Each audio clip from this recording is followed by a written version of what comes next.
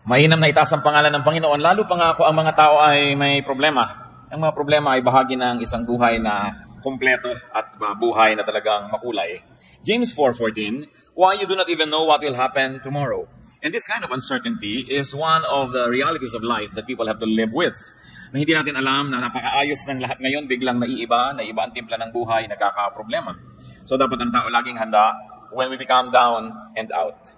Sabi nga nila, yung pagiging down and out, yung parang pinagtakluban ka ng langit at lupa, hindi ka uso, ikaw lagi ang may kasalanan o ikaw itong hindi productive, nangyayari sa buhay ng bawat isa sa atin.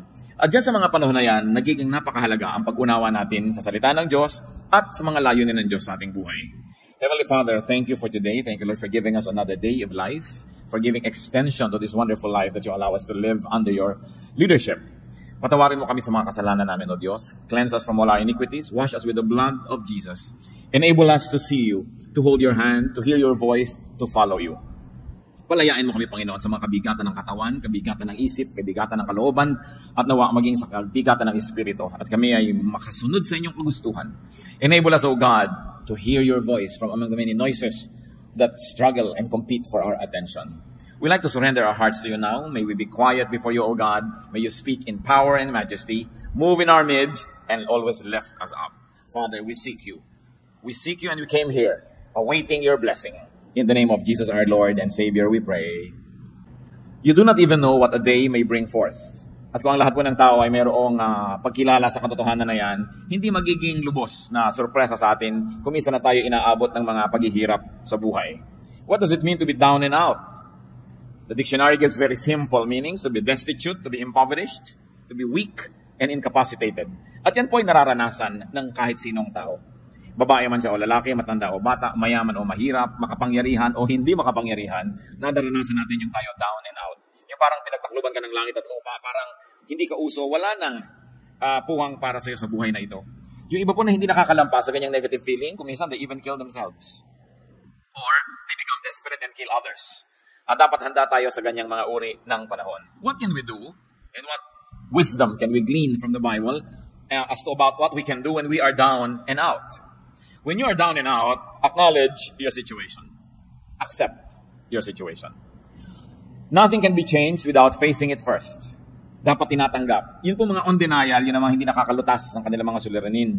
Yung ikinukuble nila yung katotohanan at pinipilit nilang ibahin sa kanilang pagkaunawa, yung malinaw naman dapat at kitang-kita nila na may problema. Psalm 42 verse 6, my soul is downcast within me. Isang uri ng pagtanggap ng aking espiritu ay nalulugo-lugo. Sabi ko noon, ang aking espiritu ay nanghihina. Psalm 38, 6-8, I am bowed down and brought very low. All day long I go about mourning. My back is filled with searing pain. There is no health in my body. I am feeble and utterly crushed. I groan in anguish of heart. Napakalalim po at napakataas ng mga naabot ng emosyon ng Psalms. At kung atin pong nanamnamin yung mga damdamin na nandyan sa mga tula na ito at mga awit na ito, ay hindi mahirap mag-identify sa mga kalagayan natin kung ito'y dumarating sa ating buhay. Kinikilala niya na sobrang daw akong napayuko, sobrang na ako naging na-humble, sobrang na akong nakuba sa mga problema at sa mga hirap na dinadara. Proverbs 14, 10 and 13, each heart knows its own bitterness. Even in laughter, the heart may ache, and joy may end in grief. Isang malungkot na katotohanan, subalit hindi kailangan sobrang maging malungkot dahil pwede namang maiba ang inuuwian ng ganitong mga kalagayan sa buhay. At ang tangi lang daw na yung may-ari ng puso, yung may katawan, yung may kalooban ng lubos na makakaunawa sa lalim ng kanyang mga kapighatian. Sa mga pait na kanyang dinaranas, walang pwedeng makishare nun. People can only approximate. So huwag po natin sinasabing, I understand. I know. We don't know how people feel. And we don't understand. Kuminsan yan ang pinakamadalas at pinakamadali na pagbaliwala sa pamroblema ng isang tao. Naintindihan ko yan. Lilipas din yan. Mga pananalita na hindi naman talaga nakaka-comfort. Na gusto mong sabihin, hindi mo alam ang sinasabi mo, hindi mo nadaranas ang dinaranas ko. Kaya huwag mong baliwalain ang aking nadarama. Kuminsan sa kagustuhan po natin magbigay ng comfort sa kapwa, we end up trivializing their sorrow. Na minamaliit natin yung malaki sa kanila sa panahon na yon. Tanging yun lang daw may-ari ng puso ang nakakaunawa, nakakabatid ng hapdi ng pait na nadarama nito. At kahit daw sa kabila ng ating mga halakhak, ikaw na may-ari ng puso, nalalaman mo na may lungkot kung minsan kasama yan. Merong mga pangamba. Na kung minsan nagsasaya ka lang, kaya mga tao naglalasing, kung minsan nagpa-party, kung minsan nagwawala, nagkakalat. They're trying very hard to be happy or to appear happy or to sound happy. because they know that they are not. Kaya sabi niya, alam niya yan, even in laughter, the heart may ache. Meron talagang nadarama ang isang puso at may mga kabigatan. Baliwala na ito ay itanggi. Dapat tanggapin mo, malungkot ako ngayon. I feel down and out. I don't feel nice. I feel low. I have such low self-esteem. Or I am sad. I feel dejected and rejected and alone. Yung pagkilala po niyan, isang unang hakbang na para tayo makaahon sa ating kinalalagyan. Another thing we do when we are down and out, limit your load. Kahit po mga tulay, makikita natin sa highway, load limit, 15 tons. Sa maliliit na tulay, 10T, nakalagay yun. Ibig sabihin, 10 tons, 10,000 kilos. Ang kaya lang dalhin ng tulay na yon. Laging may load limit. Kung may dala kayong carry-on baggage, sinusukat-sukat pa yan o lampas ka na sa timbang dahil ito lang ang iyong limit. At ang puso po ng tao may hangganan ng kaya niyang dalhin na pighati. Respect your load limit. Huwag tayong magpaka-superman or superwoman when we are not. Huwag nating pagmukhaing magaan kung hirap na tayo. Kailangan na bawasan ang pinapasan ng tao. Lalo't ang pinapasan ay kasalanan, hindi mo na madala-dala, kailangan magbawas ng mga kasalanan para gumaan-gaan ang ating nararamdaman. Psalm 38 verse 4, my guilt has overwhelmed me like a burden too heavy to bear. Wala na yatang bibigat pa na dalahin kaysa sa guilt. Yung inuusig ka ng iyong budhi, napakahirap dalhin yan. At kung nilalasing mo ang iyong sarili, nililibang mo ang iyong sarili para malimutan mo ikaw nagigilty, lalo lang yan bumibigat. At kung tayo po ay nasa isang uri ng ginagawa natin na lalong nagpapabigat ng kalagayan, what is important to do is to get out of the game. Kailangan nakikita natin, ano ba yung source ng aking sorrow? Ano yung source ng aking mga pagiging down and out? Kailangan magbawas ako nito. Tanggalin ko ito o tumakas ako mula sa ganitong mga kalagayan.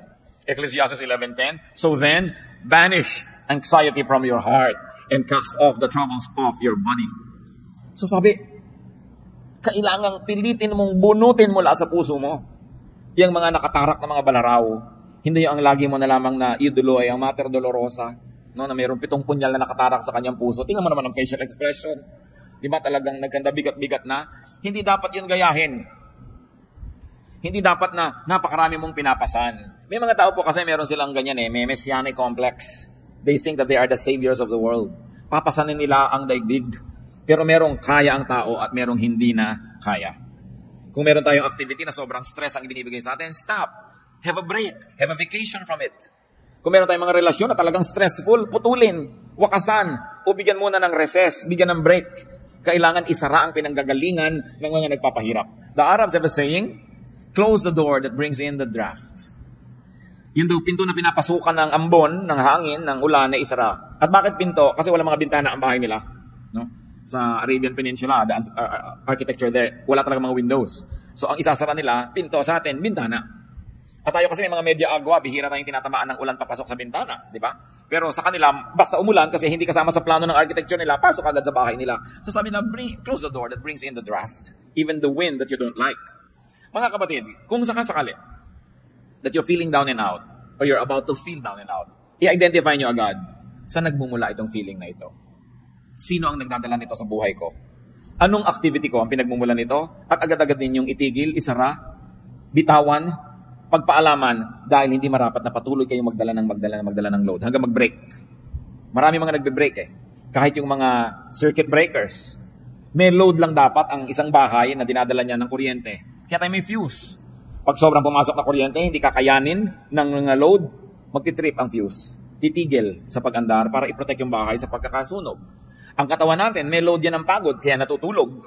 Kaya itinutulog yan, kasi sinasabi ng katawan mo, tapos na ang load mo, hanggang dyan ka na lang. Ano nangyayari po sa mga nagda-drugs? Kadalasan 3-4 na araw walang tulog. Kakaya nilang tumayo na walang tulog. Pero tingnan nyo, parang sila mga naglalakad na kalansay. Kasi hindi talaga kaya ng katawan, artificial lang yung power. At lahat ng bagay na artificial, may bayad. May singil. Ang hindi ipinagpapahinga, ipagpapahinga mo rin yan. Kaya talagang ayaw magpahinga. Nagkakaroon ng karamdaman. Wala nang magawa dahil talagang hindi na kayang bumangon. Babawi at babawi ang katawan sa mga utang natin sa Kanya. So what could be giving you load? Limit your load.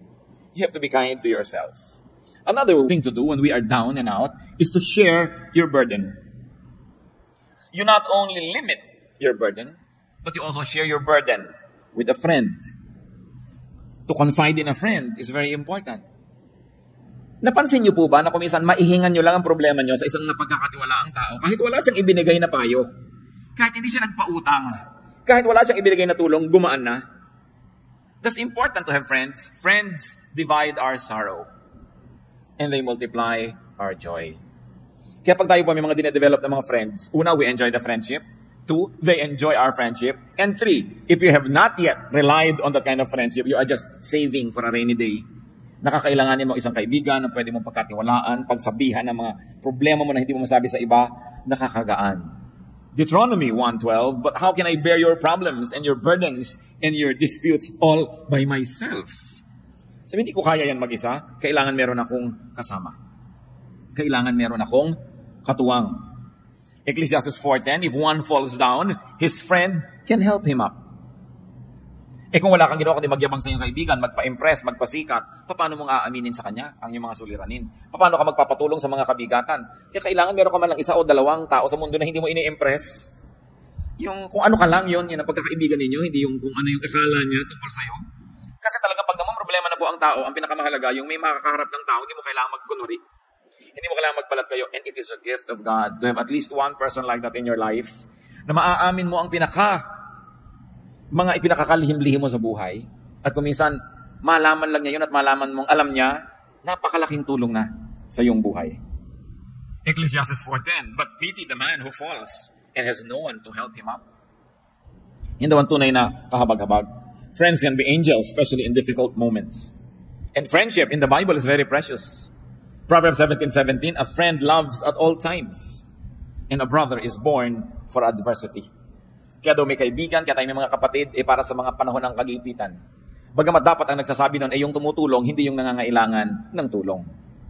Pag sinabing, that's what friends are for. Dapat ang nagsasabi nun, yung tumutulong, hindi yung nangangailangan. That's what friends are for, kailangan tulungan mo ako. Naiiba yung value. Yung ikaw yung tumutulong, ayaw niyang tanggapin. So that's what friends are for. Nandito ako para katulungan. Ang nagsasabi niyan po yung tumutulong. No? Hindi natin inuobliga ang mga kaibigan natin, that's what friends are for. Therefore, ay mumolestyahin kita. But a friend loves at all times. At kung minsan, ito po ang pinaghihinanakit ng mga tinatawag nating non-Christians, sa mga unchurched, mga hindi born again, sa mga kaibigan nila na born again. Na nagkaroon na ng kondisyon ng pakikipagkaibigan. Hindi na kita kaibigan kung idolatros ka. Hindi na kita kaibigan kung ang baptismo ay ganito lang, hindi katulad ng baptism ko. Hindi na kita kaibigan pag ganito ang doctrinal stand mo sa ganyang bagay, sa ganung bagay. Nagkaroon ng patakaran ng pakikipagkaibigan. Samantalang sa Bible mismo sinasabi, a friend loves at all times. At kung nangangailangan po tayo ng modelo, hindi ba sapat pa at lampas-lampas pa ang Panginoong Hesus na modelo? That while we were yet sinners, He loved us. So why can't born-again Christians love people who don't share their convictions? Why can't born-again Christians not love people who don't share their religious color? Nilalagyan natin ng patakaran. Dapat nga, mas kaya mong umibig. Mas kaya mong magmahal dahil meron kang Kristo sa iyong puso. Pero yung iba, kumikitid talaga ang isip. Akala lang, ibig sabihin na maging born-again Christian, Bible-based Christian, evangelical Christian, maging judgmental. Na pagka hindi ka nakakaabot sa aking mga pamantayan na pang-religyoso, hindi ako makikipagmabutihan sa iyo. I will treat you like a pagan, like an outsider. Nababaligtad. Dapat ang Kristiyano, mas kaya nating umibig ng walang patakaran. Sapagkat yun ang pag-ibig ni Jesus sa atin. At yun ang pag-ibig na minodelo ni Jesus na dapat tularan ng lahat ng nananalig sa Kanya. Proverbs 27 verse 10, better a neighbor nearby than a brother far away. Aanin mo nga naman ang kapatid mo na talagang mamamatay para sa iyo, pero ang layo. So maraming panahon daw, higit lalong mabuti ang isang kaibigan ng isang kapitbahay na malapit kaysa isang kapatid sa laman na malayo naman. At sabi pa nga ng Proverbs 18:24, there is a friend who sticks closer than a brother. May mga kaibigang higit pa sa kapatid kung magmahal. At yun ang mga kailangan natin Bihirang-bihira na iiwan ka ng kaibigan mo Mas marami pa nga iniwan ng asawa kaysa iniwan ng kaibigan. Kaya hindi ibig sabihin na kayo nag-aasawa na wala na kayong kaibigan. Although your asawa should be your best friend, no? Pero kailangan may kinukultivate ka rin ng ibang friendships. Kasi pag nagka-problema ka sa asawa mo, kanino ka na ngayon sasandal? Kanino ka na ngayon tatakbo? Kanino ka na hihingi ng tulong? Kailangan ang tao hindi nagsasara ng mga pinto niya sa mga mahahalaga niyang relasyon. Lalo ang pakikipagkaibigan. Pero, at ito'y napakalaking pero, yung mga dati niyong kaibigan, no? Hindi niyo na dapat ipagpatuloy ang pakikipagkaibigan kung may asawa na kayo. At yung mga dating mga kaibigan, hindi na kayo dapat umaaten sa kasalan ng mga kaibigan ninyo na magpapakasal. Kasi day nila yun Nang-aagaw ka pa kuminsan ng eksena ng bride o ng groom dahil pinaggigiitan mong yung sarili. Kasal nila, nandun ka. Nakaka-offend. At may mga nakita na akong ganyan. Kasal lang may kasal, nandun pumupuesto pa at nang-aagaw pa ng eksena. Alam na alam ng lahat, may kahapon sila na pinagsaluhan ng isa doon sa ikakasal, tapos andun pa siya at gusto pang makisalo habang buhay. No? Kailangan lumalaki tayo sa lugar. But friends without the romantic connection must be maintained and kept. And they can give us balance also. So, make, have, and keep friends. Kung maglalagay tayo ng therefore sa mga pinag-uusapan natin, kailangan ng tao talaga may mga kaibigan. Mapalad yung mga tao na yung kalagayan nila sa buhay ay mas madaling makipagkaibigan. Kasi meron pong mga kalagayan na hindi ganun kadali na makipagkaibigan.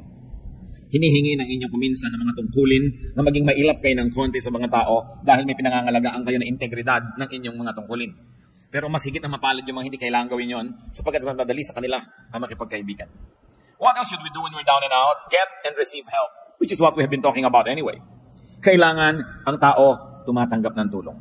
Minsan-minsan, hindi yan masama. Ang masama lang, ikaw wala na tayong ginawa kundi sumandal, maging pabigat sa kapwa natin. Pero there are moments. Job 6:20, my intercessor is my friend as my eyes pour out tears to God. So kung sino ang naging intercede for us, those who are praying for us, those who are standing between us and other people, our intercessors, they are friends. So how can we develop friendships? Help others when able. Isaiah 41:6, each helps the other and says to his brother, be strong. Napakahalaga nung nagtutulungan at nagpapalakasan at pinapalakas mo ang iyong kapwa. Plant and therefore harvest good seeds.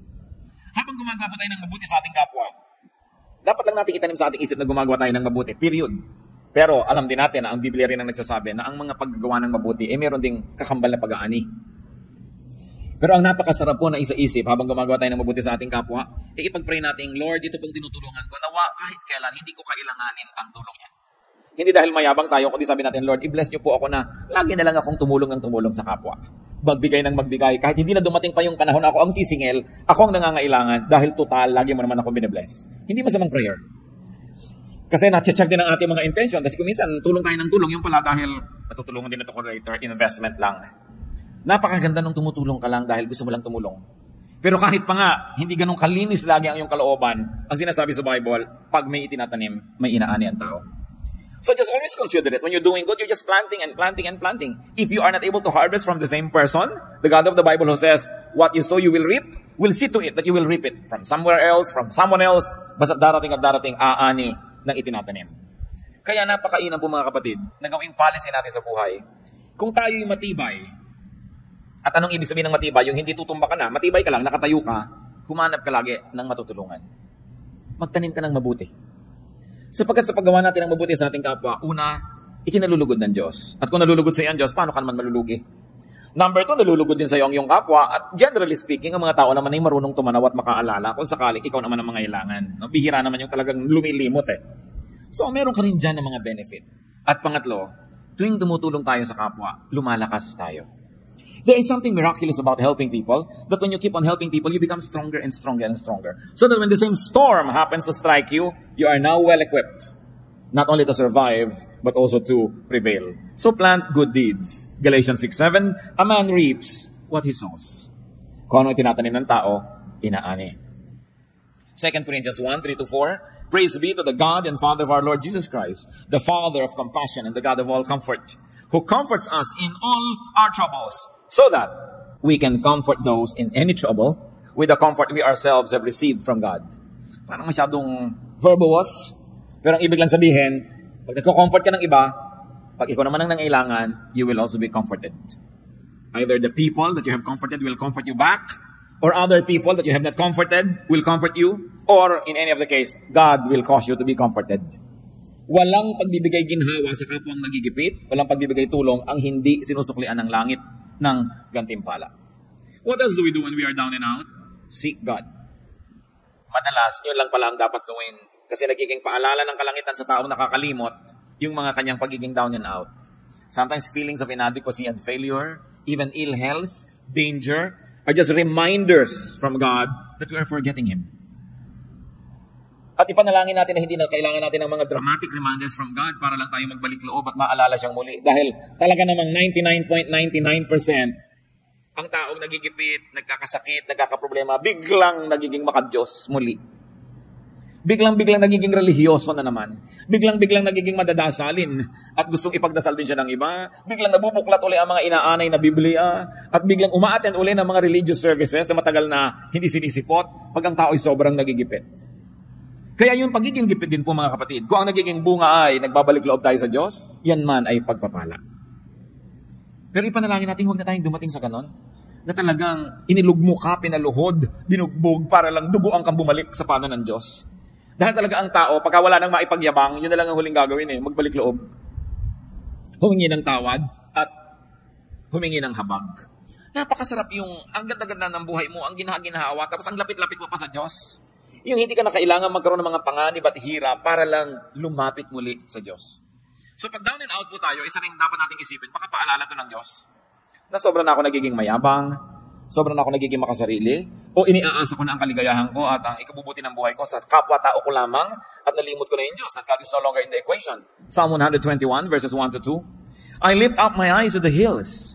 Where does my help come from? My help comes from the Lord, the maker of heaven and earth. Maganda yung picture nito sapagkat yun pong Jerusalem ay nasa ibabaw ng pinakamataas sa bundok doon sa lugar na kinalalagyan niya. So yung pagtingin mo sa mga ibabaw ng mga bundok, kahit may mga ibang bundok ka rito sa pagitan mo at ng Jerusalem, pag tumingin ka dyan, lumalampas pa rin yung paningin mo, makikita mo pa rin yung ibabaw ng Jerusalem. At kung hindi mo man makita yun, imagine mong nandun yun, at naaalala mo ang templo, naaalala mo ang Diyos. So this is really a figure of speech. To lift up your eyes to the hills. Many people will lift up their eyes to the clouds or look at the rain. Some people can even remember God by looking into a microscope. Whichever helps you remember God. Dapat meron kang ganung ritual sa buhay. Meron ting nakakakita ng maraming pagkain, naaalala niya ang Diyos. Meron naman na tuwing kikilos siya at malusog, naaalala niya ang Diyos. Dahil na ikukumpara niya nung siya ay halos malumpo, na hindi makalakad. Ngayon, ramdam niya yung lakas niya, naaalala niya ang Diyos. Ano pang nagpapaalala sa inyo sa Diyos? So this writer of the song says, I lift my eyes at the hills. What do you do? Physically, symbolically, to remember God. Mahalaga meron tayong ganun. So, kung meron po tayong mga panlulumo, if we're down and out, una nating isipin, may kasalanan ba ako sa Diyos? Meron ba akong dapat isuko? Meron ba akong dapat na ayusin? And repent if needed. Repentance lang palang kailangan.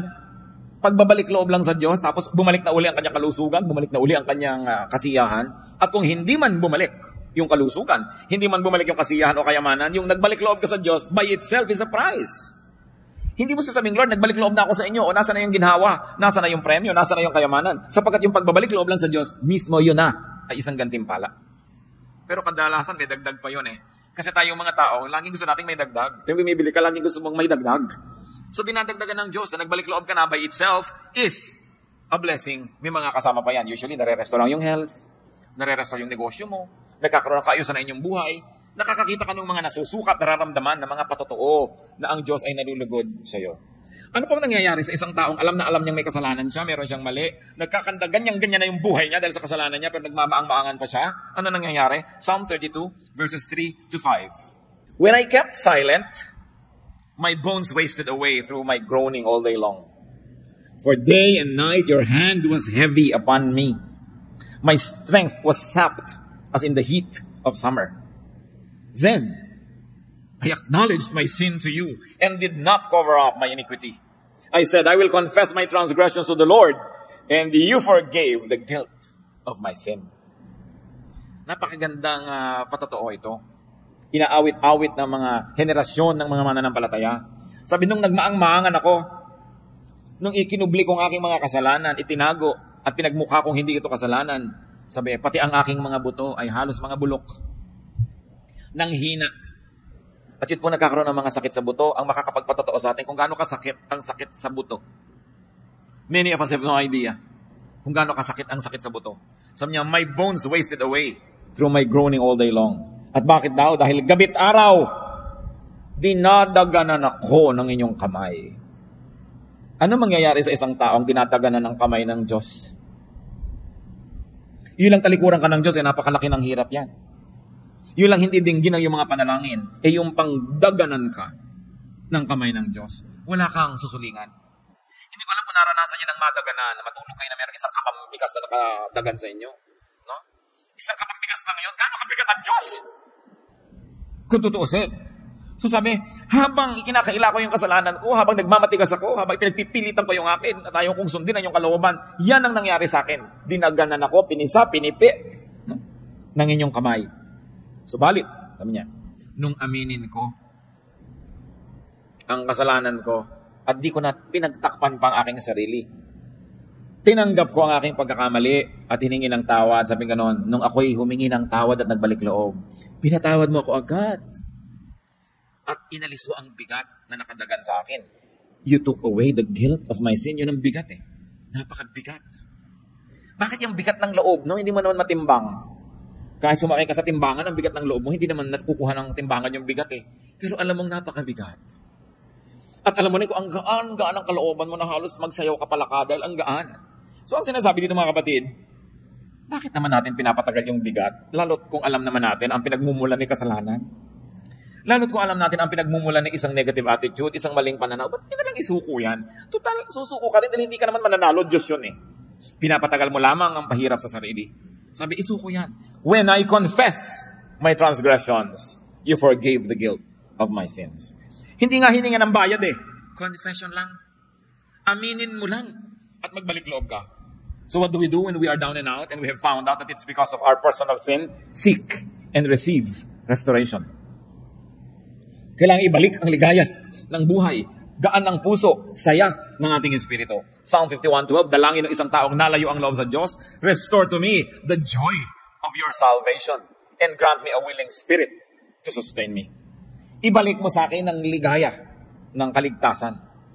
Kasi nawala ang saya. Pwedeng mangyari yan sa isang taong nakaranasan ng kaligtasan ng Diyos. Yung magkagiba-giba pa yung puso, magkalungkot-lungkot pa. Pero yan ay bunga ng napakatagal, sunod-sunod at buong tigas ng ulong pagsuway sa kalooban ng Diyos. That is when we are down and out. What about when others are? What do we do when others are down and out? When people are down and out, be compassionate. That's the first rule ever. Maging mahabagin. Colossians 3:12, as God's chosen people, clothe yourselves with compassion, kindness, humility, gentleness, and patience. Be compassionate with people. Hindi yan panahon para manisi. Hindi yan panahon para magpasikat. Nakita mo, tama ako. Kailangan ko ang tao down and out. We become kind. Nararamdaman lang ng tao na kailangan siyang maging mabait at mabuti. Kung naranasan na niya sa kanyang buhay na mga ilangan ng bait at buti ng kapwa. Kung naranasan niyo na pong makorner, wala kang kapiyok-piyok dahil corner na corner ka, ang tanging kailangan mo, kabaitan. Yung down ka, wala ka talagang maipagmalaki ni ano, ang tanging kailangan mo lang sa tao, kabaitan. Pag wala kang maibigay na excuse, dahil talagang obvious ang kamalian mo, anong kailangan mo? Kabaitan. Pero tayo po mga tao kadalasan, pag nakakita ng kahinaan, sinasamantala yon. O ano, gaganunin mo pa ngayon. Eto ka ngayon, lalapit-lapit ka sa akin. Ganyan ka pa. Hindi po ganyan na klaseng trato ang kailangan ng taong nagigipit. Kasi the heart knows its own sorrow. At napakabuti siguro, bagamat hindi ko idinadalangin na maranasan natin, pero maranasan din natin yung magipit, maging sobrang kawawa, para malaman mo na kailangan mo rin maging mabait. Para ma-realize mo ang halaga ng kabaitan. Kaya nakakalungkot ang isang taong tumatanda, nagkakaedad, masungit pa rin. Yung hindi pa rin maunawain, hindi mapagbigay, hindi mapagkandili, hindi mapagpatawad. Kasi para namang wala siyang natutunan sa buhay niya. Para namang di niya naranasan ang mga hirap sa buhay. But Satan can always deceive us because bitter experiences can make us better. But bitter experiences can also make you bitter. Pipiliin mo lang, will I be bitter? Will I be better? Sa mga nararanasan kong hirap sa buhay, anong gagawin kong policy sa mga taong dumaranas ng ganitong hirap? And the true test of spirituality is in being kind. At yan po ay isang basic value ng kahit anong major religion sa mundo. To be kind to the weak. At yan ay pinerfect ni Jesus ang example. No? The woman caught in adultery. Meron pa bang higit na malaking kahihiyan kesa sa isang babaeng mahuli sa akto ng paggawa ng isang bagay na inuuri at sinusukat ng kanyang lipunan na pinakamasamang magagawa ng isang babae na huli sa akto, kinaladkad ng mga tao sa lansangan, Walang kapiyok-piyok dahil caught in the act. Pero ang sabi ng Panginoon, o kung sinang walang kasalanan, di maunang bumato. Di ba musika sa tenga ng babae yun? Subukan ko nyo kung kayo yung babatuhin. Kung hindi musika sa inyo yung sabihin ng tao na, tinanong anong gagawin namin sa kanya? Inilagay sa kamay ni Jesus ang mangyayari doon sa babae Alam nyo, madalas nasa kamay natin ang mangyayari sa ating kapwa. Kumisan kuya kayo ng isang pamilya, kayo tong breadwinner, may nagkamali, kumisan nasa kamay ninyo kung ano mangyayari sa kanya. Kasi yung opinion, papakinggan ng iba Kumisan kayo yung tatay, kayo yung nanay, anong gagawin nyo sa isang taong ganun? Pinakita sa atin, Jesus, ang dapat gawin. Sabi nyo, yung mauna na yung walang pagkakamali. Kaya dahil doon, walang naglakas loob bumato. Kailan nyo ibinibigay yun? Kailan natin kakailanganin yun? Remember, what you sow is what you reap. Napakahalaga na iniisip niya. Kaya ang ating beginning na verse you don't know what a day may bring forth. Be kind, because you don't know when you might be the recipient of the same kindness. So when people are down and out, be compassionate to them, communicate with them. Ang isang napakahirap na mangyari sa isang tao pag siya down and out ay yung ma-isolate. Yung nag-iisip siya, hindi kaya ako tinatanggap ng mga tao, ipinupuwera nila kaya ako sa kanilang buhay. Communicate with them. Yung mga talunan, communicate with them. Kasi iniisip nila, meron pa kayong tatawag sa akin, may magte-text pa, natalo ako sa eleksyon, natalo ako sa contest, natalo ako sa kahit ano pa man. Dahil siyempre maraming kung bumabati sa nanalo, doon sa natalo. Meron pa bang bumabati dyan? Communicate. And when we communicate, we're saying, I'm here, I'm available, I am willing to help. Galatians 6:2, carry each other's burdens, and in this way you fulfill the law of Christ. So be kind-hearted, be gentle. Ephesians 4:2, be completely humble and gentle, be patient, bearing with one another in love. Maging mapagpatawad, mapagpaumanhin, at pairalin ang pag-ibig. Another thing we do when people are down and out, be reachable. Be available to help. Job 6:14, a despairing man should have the devotion of his friends, even though he forsakes the fear of the Almighty. Nakita niyo sinasabi ni Job? Kahit pa hindi ako matakot kayo sa Diyos, kahit magreklamo ako sa Diyos, kahit hindi ako maging makad-Diyos, kahit ano pa pagsasabihin ko dito, kaibigan ko kayo. Dapat bigyan niyo ako ng inyong katapatan, ng inyong debosyon. Kita niyo yung sabi niya, a despairing man should have the devotion of his friends, even though he forsakes the fear of the Almighty. At dito, bumabagsak yung maraming mga Christians. Pagka nagkaroon ng despair, sasabihin agad, kasalanan mo yan. Dapat talaga mangyari sa iyo yan. No? Yung iniisip natin, dahil ang tao may kasalanan, dapat mangyari sa kanya yon. That's already the position of a judge. But ang sabi sa atin, judge not. Ang inuutos lang sa atin, merong nangangailangan ng tulong-tulungan mo without passing judgment. Let God be the judge. Total, God naman talaga ang may alam ng lahat. Siya ang nakakaurawa ng lahat, so hayaan natin yung paghuhusga sa Kanya. Ang gawin natin, yung inuutos sa atin, to be compassionate. And when people are down and out, do not preach. It's not the time to preach. Do not moralize, or judge, or persecute. Kailan po tayo dapat nagpipreach? Before a disaster. Before people commit a mistake. Tinuturuan natin, binibigyan natin ng mga paalala, ng mga example, encouragement. Pero oras na sila ay nagkamalit nadapa na, ang susunod na gagawin na natin is compassion, kindness, love, support, para makarecover ang tao. Hindi preaching. Sabi sa Ecclesiastes, there's a time for everything and a time for every activity under heaven. So there's also a correct time for preaching. Dahil kung yung tao down and out, hindi nakikinig yun. Preach ka ng preach, nakikita niya gumagalaw yung bibig mo pero wala yan nadidinig. Kasi ang laman ng puso niya, yung kanyang pighati. Job 6:24-26, teach me and I will be quiet. Show me where I have been wrong. How painful are honest words. But what do your arguments prove? Do you mean to correct what I say and treat the words of a despairing man as wind? Ano pa yung context nitong si Job? Nung siya ay dinapuan ng kutakot-takot na dilubyo sa buhay, bagamat alam natin siya ay mabuting tao sapagkat siya dumaan sa pagsubok. May 3 siyang matatalik na kaibigan na naglakbay ng malayo para makiramay sa kanya. At napakaraming araw at gabi ang lumipas na umupo lang sila doon kasama ni Job, walang kakibo-kibo, nakikiisa sa kanyang pighati. Subalit, matapos ang ilang araw, nagsimula na silang magsalita, isa-isa, walang humpay, taking turns. At isa lang ang sinasabi nila kay Job.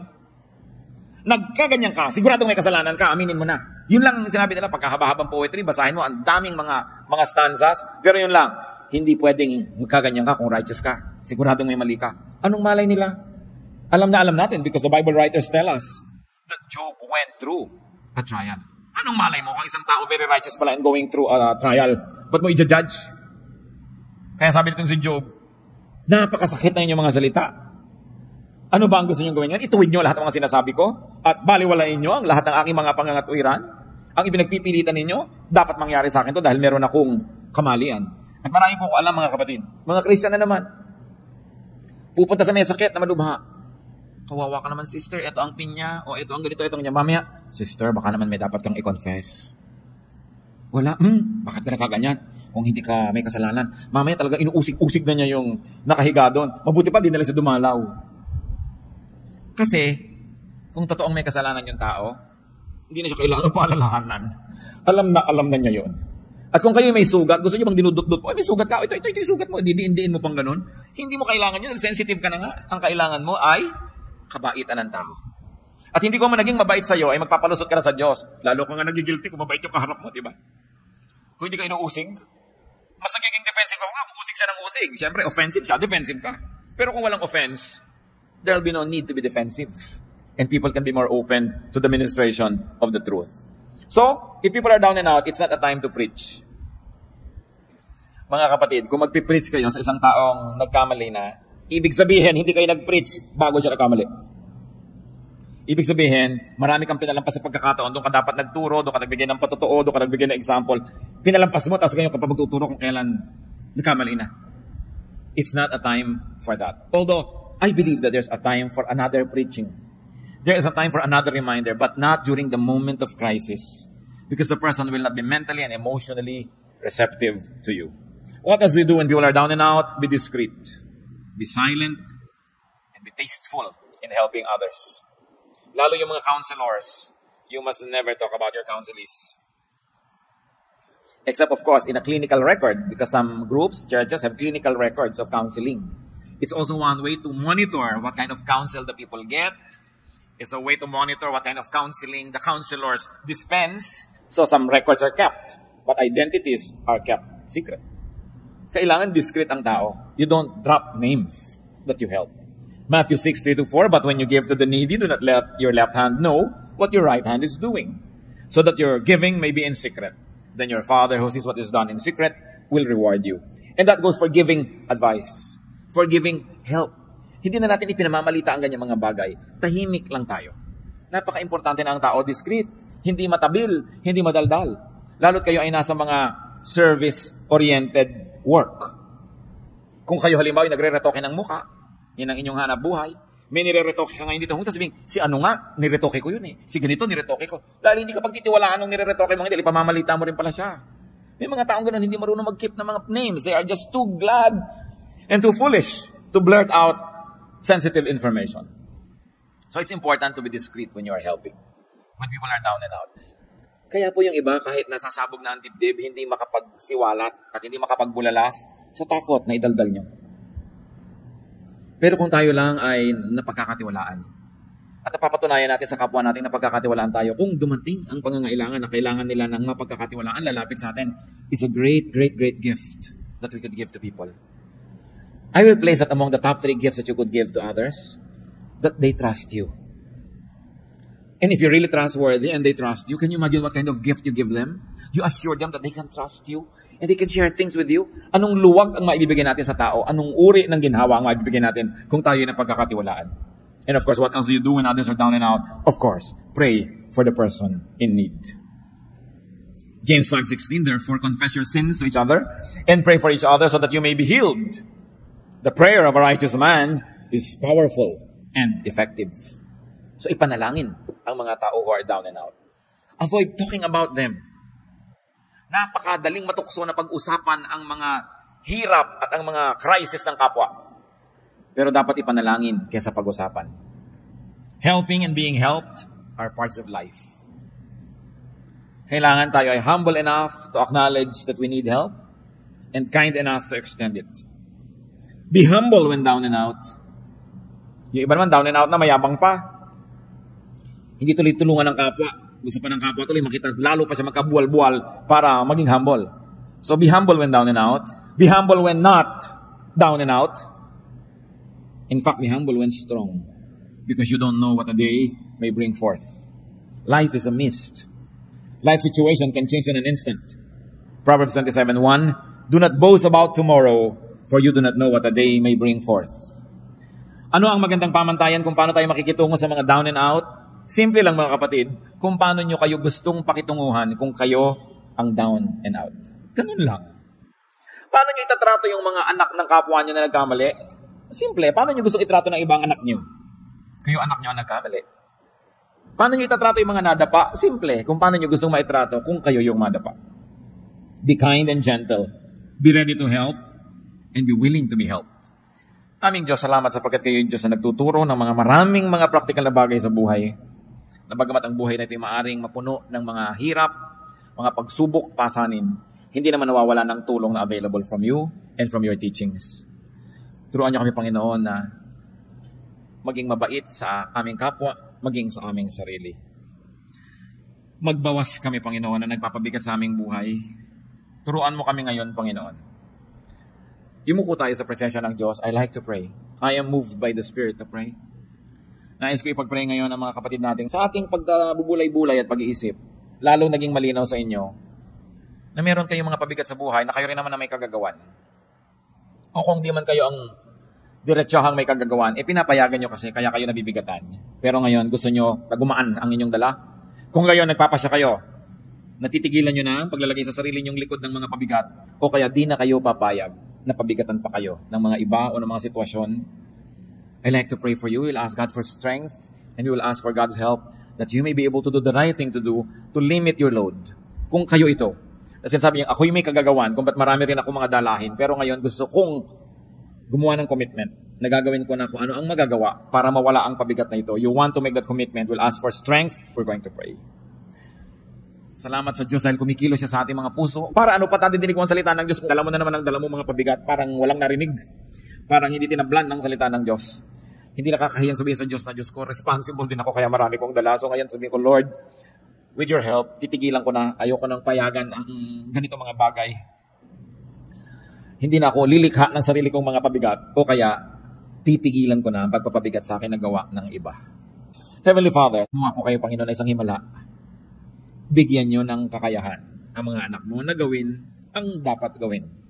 Kung sila ang may kagagawa ng sarili nilang mga kabigatan, turuan mo ng gagawin para matigilan ito, O Diyos. Lalong-lalo kung alam na naman ang dapat gawin, ang ibigay niyo, Panginoon, isang matibay na pasya na itigil ang mali at gawin ang tama para mawala ang mga pabigat na sila mismo naglalagay. At kung sa pagtayo ng iyong mga anak, meron namang kabigatan galing sa iba, pero pinapayagan nila. Ang kahulugan ng pagtayong ito, Panginoon, na ayaw na nilang payagan ito, they will say no. Kailangan ng paninindigan, ibigay mo, O Diyos, ang tibay ng loob, tapang at lakas na tumanggi sa impluwensya ng ibang tao, sa impluwensya ng masasamang espiritu, sa impluwensya ng mga kalagayan na labas sa kanilang katawan at labas sa kanilang kapangyarihan. But to resist, you have said it, O God, resist the devil and he will flee from you. By standing up, many of your children would like to resist the work of the devil in their lives. O Lord, give us the wisdom to know specific steps, what to do and what not to do, para huwag payagan ang patuloy na pagpapabigat sa buhay na galing sa labas. Ang pagtayong ito, Panginoon, napakasimpleng gawin ng isang katawan, subalit isang sagisag ng pagkilalang kailangan ng iyong kapangyarihan. Igawad mo, Diyos, ang kapangyarihan, karunungan, kaliwanagan na kailangan ng iyong mga anak para mapagaan ng mga buhay mula sa mga sariling kagagawan o kagagawan ng iba. Tanggapin niyo ang hinihiling niyo sa Diyos sa kalakasan at patuloy tayong yumuko sa presensya ng Diyos. Pray in silence and may the Spirit of God minister to each one of us.